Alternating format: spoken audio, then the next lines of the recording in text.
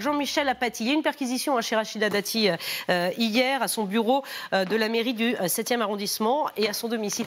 Dites-moi, c'est un peu embêtant vu des municipales de mars prochain ou pas? On enlève un peu et on mettrait à la place. C'est très embêtant. Oui, vous savez, dimanche, les Républicains se sont donné un nouveau président, Christian Jacob. Il y a eu des éditions spéciales dans plusieurs pays occidentaux pour saluer l'événement. Et Christian Jacob a dit les municipales, on va commencer par là. Écoutez. Notre premier grand rendez-vous sera celui des élections municipales. J'y mettrai toute mon énergie, tout mon engagement pour démontrer que la crédibilité de l'action sur les territoires, c'est nous, c'est les Républicains.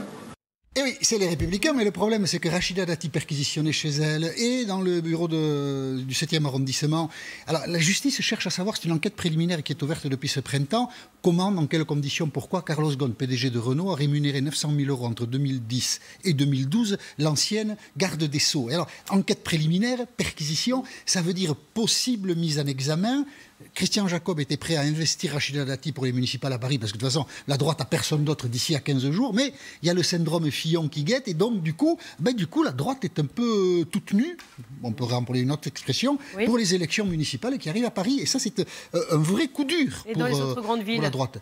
Ça se passe très mal aussi. Ah bon? Regardez, à Bordeaux par exemple, on a fait une petite carte, les grandes villes, c'est quand même emblématique de ce scrutin, le successeur d'Alain Juppé est contesté notamment par un candidat des Républicains En Marche. À Toulouse, les Républicains, ça a pratiquement disparu, c'est les centristes qui tiennent le haut du pavé. À Lyon, la droite est quand même très faible, donc peu d'espoir de gain. À Marseille, la succession de Jean-Claude Gaudin, qui a un bilan calamiteux, 20 ans de mairie, ni fait ni à faire, va être très dure pour la droite. Voilà, donc ça c'est fait. Et Christian, ah ouais, il y aurait de quoi dire. Hein. Et Christian Estrosi et Éric Ciotti sont en train de se chamailler très sévèrement à Nice. Donc le bilan pour la droite, au municipal, il va être dur. Mais le pauvre Christian Jacob...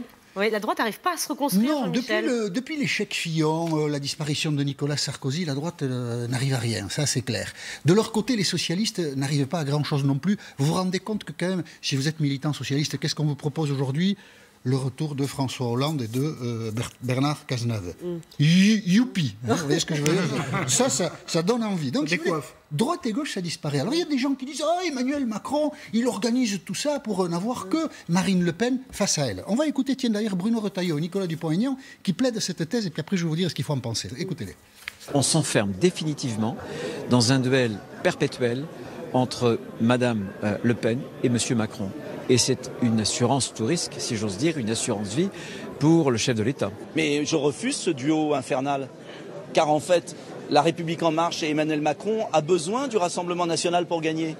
En fait, ce n'est pas juste de présenter les choses comme ça. C'est la médiocrité de la droite et la médiocrité du Parti socialiste qui font qu'aujourd'hui, effectivement, il n'y a qu'un face-à-face, Emmanuel Macron et Marine Le Pen. Mais il suffirait à la droite et aux socialistes d'avoir un peu de talent, un peu d'audace et un peu de créativité pour que les choses soient différentes. Voilà.